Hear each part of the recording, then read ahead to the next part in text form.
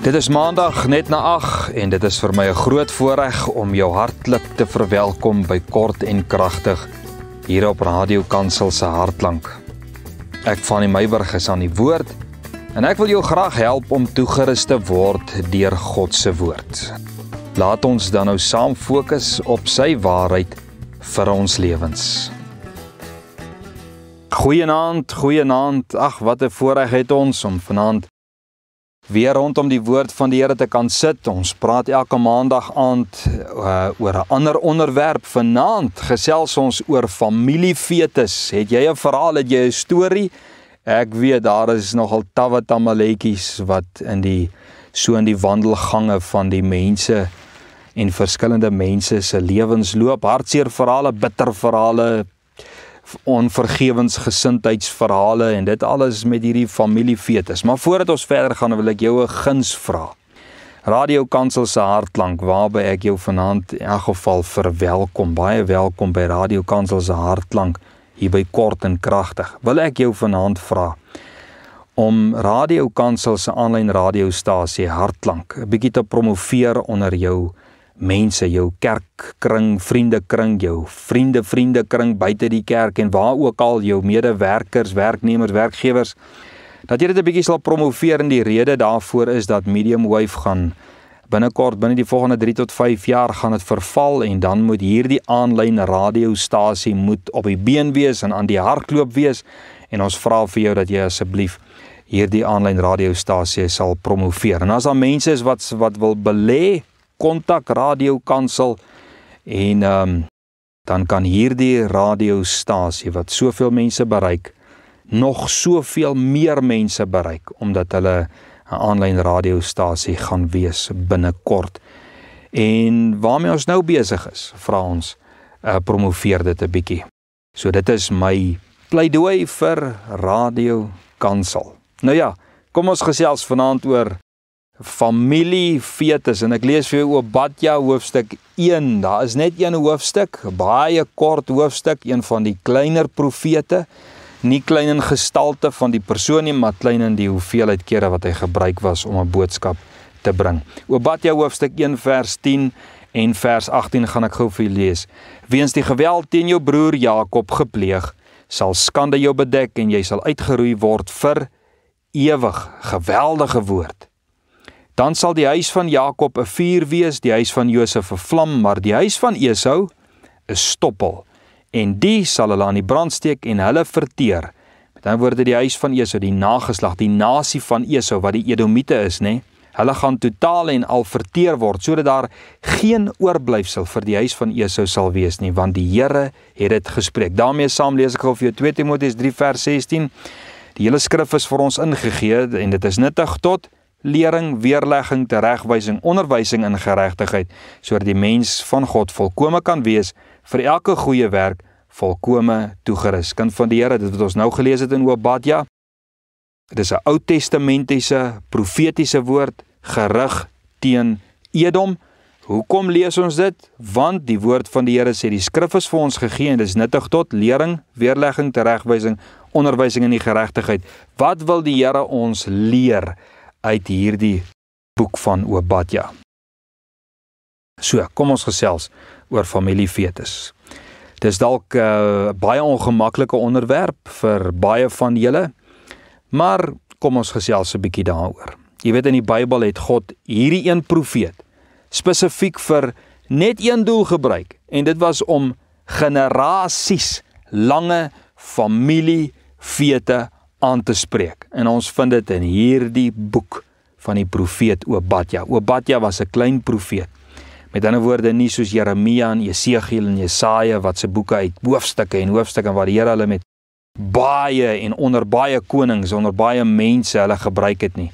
Obadja het een boodskap gehad. So klein, kan 'n mens sê in aanhalingstekens, was hy dat sy hele profesie en al wat ons van hom weet in 21 verse opgeskryf is. Nou in hierdie boek word een van die langste familiefetes aangespreek, die fete tussen Jakob en Esau. Jakob Israel, Esau Edomite. En nie die fete tussen hierdie twee ouens persoonlik nie, want hulle het op 'n stadium met hulle bekleierery uitgesorteer en Esau het sy broer vergewe. En julle onthou mos nou, wat was die oneenigheid? In die baarmoeder van Rebekka was 2 seuns, 2 geslagte wat gebore gaan word uit haar baarmoeder. En God het gesê, die oudste sal die jongste dien. En toe hulle gebore was, en hulle pa later jare sy einde nader kom met Rebekka, het sy mos nou vir Jakob gehelp om homself te vermom, om te voel en te lyk soos Esau, die oudste broer, wat die seun van sy vader, die erfenis eintlik moet ontvang. En in hierdie vermomming was Isak nie bewus dat dit eintlik die tweede oudste seun, Jakob is, wat gekom het om die seën en erfenis te kom ontvang nie. So het Isak dan aan die jongste die erfenis van die oudste gegee. Nou weet jy dadelik, hier is moeilikheid. Maar met goeie rede het Jakob natuurlik dit ontvang, want julle onthou hoe Esau uit hongerpyne sy eersgeboorte reg aan sy broer Jakob verkoop het. En dan sal jy nou ook vir my sê, hoe stupid kan 'n ou nou wees, né? As ons nou met mekaar praat. Alhoewel God het tog so bepaal het, né, dat Esau Jakob sal dien voor geboorte nog. En dat Esau sy geboortereg verkoop het, was Esau woedend vir sy broer en het hy te nagekom gevoel. Nie deur sy pa nie, maar deur sy broer. En daardie dag was 'n familiefete gebore. Grond onder andere. 'n Familiefete, jy sal nie glo nie, wat altesaam vir 1000 jaar gewoed het, totdat God gesê het, dis nou genoeg. En die hele nasie van Esau, Edom, uitgewis het. Deur Obadja bring God oordeel oor Edom. Die nageslagte van Esau nie, die nasie wat ontstaan het uit Esau, oor hulle handeling teenoor Israel. Jakob se nageslag, die nasie uit Jakob. Die oordeel was, dat Edom in konflik gebly het teen Israel, alhoewel hulle voorvader Esau, hulle konflik reeds hanteer het. Esau en Jakob het hulle nonsies uitgesorteer, en die nageslagte wou dit nie doen nie, hulle wou nie vergewe nie, hulle wou nie vryspreek nie, hulle wou hierdie verbittering wou hulle mee aangaan. Edom was verbitterd, haatdraand, en wou hulle self wreek vir die wandaad wat jare en jare gelede teenoor hulle gepleeg was, waarvan ek dink nie is almal van hulle die volle waarheid eers meer van geweet het nie, en in 'n mate oningelig was oor die oorspronklike situasie. Edom het Israel op alle denkbare maniere teengestaan vir 1000 jaar. Kyk in Numeri 20, toe Israeliete daar uit Egipte vrygekom het. Edom het eenvoudig geweier dat hulle deur hulle land kon trek. Maar God het gesê, vir Israel gesê, wees goedhartig, aanvaar dit, dis alright. Later het Edom Saul teengestaan, die koning van Israel. Maar later het Dawid en Salomo Edom weer onderdruk. Hoekom het hulle onderdruk? Want daar was konflik, konstante konflik tussen Edom en die konings van Israel. Hulle teen Josafat het hulle gebeklei. Hulle het suksesvol gerebelleer teen Jehoram. Juda het hulle later onderdruk, maar weer later, gedurende Agas se regering, het hulle weer hulle vryheid teruggebeklei. Toe's Edom weer vry van die Israeliete. Assirië en Babylon het hulle later geonderdruk. En Herodes, wat 'n Edomiet was, het later toe ons nou koning geword van Judea, en het die oorspronklike stryd tussen Jakob en Esau laat voortwoed. Hoe het hy dit gedoen? Deur te probeer om Jesus te vermoor. Die oorspronklike geveg tussen Jakob en Esau het voortgewoed tot by Jesus. Jy weet, toe Jerusalem vernietig was daar in 586 voor Christus, het die Edomiete dit verwelkom. Hulle het gesê, kry vir julle, ons is so bly julle is vernietig, Jerusalem, kry vir julle Israel. En toe hulle Jerusalem wou oorneem, hulle as Edomiete, wat gebeur? Toe is hulle totaal en al vernietig as 'n nasie. En sê die geskiedenisboeke, om nooit weer van hulle te hoor nie. God het hierdie nasie totaal en al laat vernietig. Hoekom? Omdat hulle die strydbuil nooit wou begrawe het nie. Die familiefete nie wou tot ruste lê nie. Wat sê 2 Timoteus? Die skrif is ingegee tot lering, teregwysing, onderwysing in die geregtigheid. Soos vers 18 sê, Esau is 'n stoppel, en die sal hulle aan die brand steek en hulle verteer, sodat daar geen oorblyfsel vir die huis van Esau sal wees nie. Die Here het dit gespreek, en so was dit. Wat 'n waarskuwing! Wat 'n waarskuwing wat familiefetes aanbetref. Ek gesels met jou vanaand oor familiefetes en God se weersin daarin en ons verantwoordelikheid om te deel met die ou koeie en vrede na te streef as kinders van die Here. Jy weet, God het Edom 1000 jaar grasie en genade gegee om hulle nonsens uit te sorteer. Maar hoogmoed en trots het die beter van hulle gekry. Dis beter het hulle gedink om in haat en in bitterheid van hart te lewe as om vrede te maak met wie hulle was, wat hulle verwerf het en wat hulle vermag het in 'n lewe. Hulle wou gehad het wat hulle nie het nie. En ek vat nogal hierdie boodskap van God se woord baie ernstig op, juis omdat ons in vandag se tyd met, ek wil amper sê, dieselfde familiefetes sit. In baie mense se lewe en families, en dalk in jou lewe en in jou familie se lewe, is familiefetes 'n groot en 'n hartseer realiteit wat oneindigende konflik, hartseer, verdeeldheid en bitterheid veroorsaak het en steeds dalk veroorsaak. Want laat ek vir jou sê, op die stofpaaie van baie boerderygronde is die hartseer geskiedenisverhale van onreg waaruit familiefetes ontstaan het, geskryf. En ek het in my kinderjare het ek gehoor van 'n boer wat deur 'n huurmoordenaar, ja, daar op ons klein dorpie, gedood was in sy bed as gevolg van familiefetes, ongeregtigheid. Baie perderyders, het ek gehoor, is koelbloedig vermoor op die rug van hulle perd omdat daar onreg gepleeg was teen 'n familie of families, grond, besittings, kinders, en ek praat van volwasse mense. Hulle takel mekaar met die vuis oor huisware, allerhande besittings, eiendom en erfgeld van hulle afgestorwe ouers. En hierdie goed veroorsaak familiefetes, ons praat vir jare nie met mekaar nie. En God het 'n waarskuwing vir ons deur Edom, Jakob, Esau. En ek vind dat individue vir my sê, ons het nie eintlik 'n verhouding met ons familie daar en daar nie, want in die verlede het iets gebeur en van daar 'n vyandskap. En dan sal ek verneem dat hierdie familie nie eers weet waaroor alles gaan nie. Soos die Edomiete, 1000 jaar later, hulle beklei nog steeds. Ek dink baie van die ouens het nie eens geweet waaroor dit gaan nie. Maar hulle lewe in die resultaat en die skaduwee van voorouers se fetes waarvan hulle niks weet nie en wat ook nie meer relevant is nie.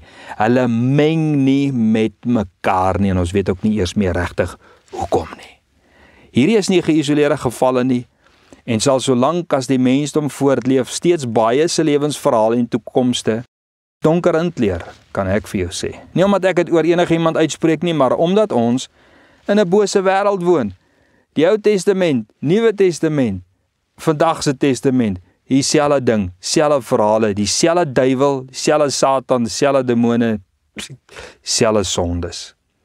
En so ek verstaan van die woord van die Here deur Obadja dat God geen behaag in die generasie lange fetes het nie en verwag dat die een wat die ander te nagekom en die een wat te nagekom was, hulle sake met mekaar sal uitsorteer, sodat die lyn van generasies wat kom ongesteerd in hulle verhouding en openheid en vrede met mekaar en met God kan saamlewe.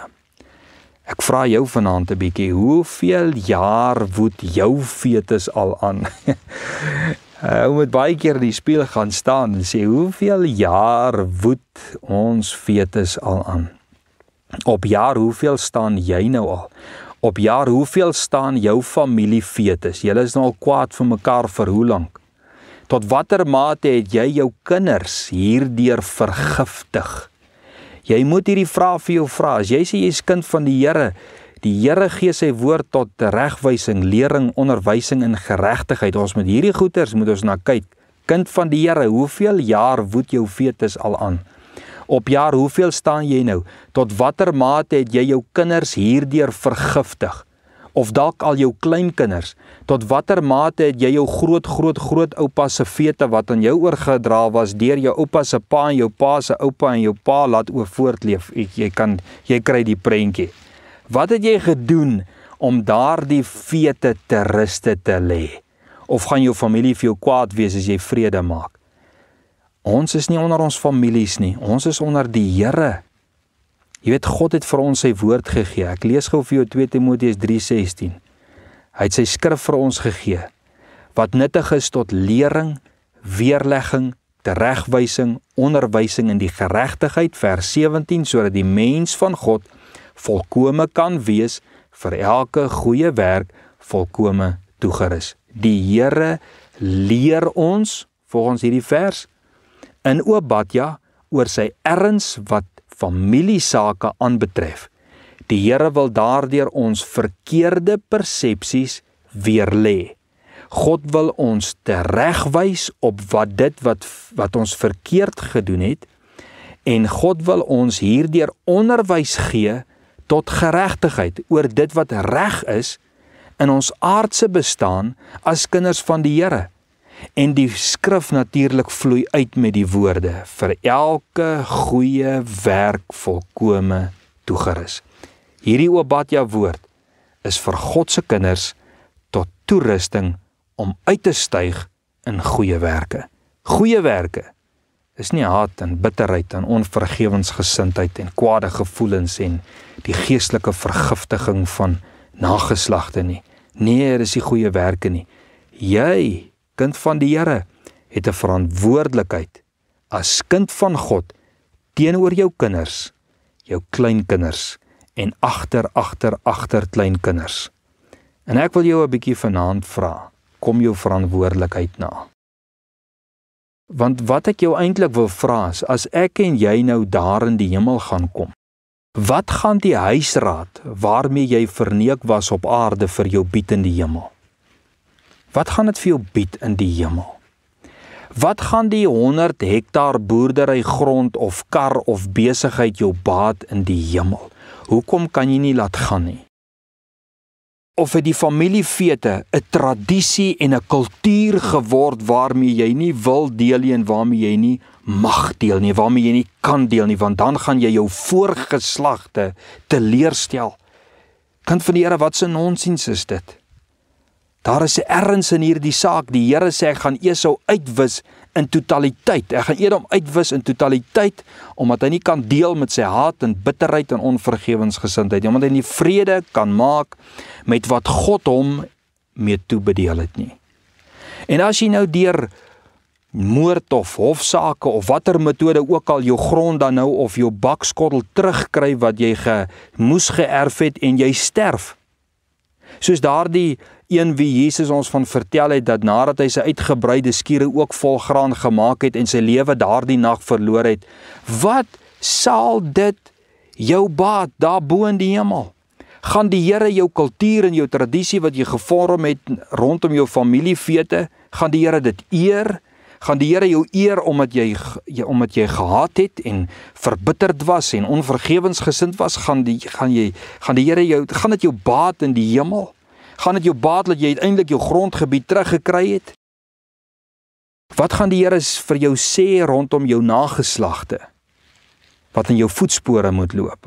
Hoe gaan die Here jou hanteer wat dit aanbetref? Die rede hoekom God 'n wêreldvloed en verwarring van tale gebring het, was omdat ongeregtigheid in rasse skrede toegeneem en daar nie 'n ingesteldheid in die mens se hart was om God te eer en God te dien nie. God het in die eeue wat gevolg het sy seun Jesus Christus gestuur op grond van sy belofte om die mens nie weer deur water te laat sterf van hulle sonde nie. En Paulus sê so waarskuwend vir ons, Romeine 6 vers 1, wat sal ons dan sê? Sal ons in die sonde bly van familiefetes, onvergewensgesindheid, bitterheid, hart, dat die genade meer kan word? Nee, verder sê in vers 4, ons is dus saam met hom begrawe, saam met Christus begrawe deur die doop in die dood, sodat net soos Christus uit die dode opgewek is, deur die heerlikheid van die Vader, ons ook so in 'n nuwe lewe kan wandel. Om in sonde aan te bly en daarin te lewe, kind van die Here, is nie 'n waarborg dat genade sal voortleef of uitgereik sal word nie, vra die Edomiete.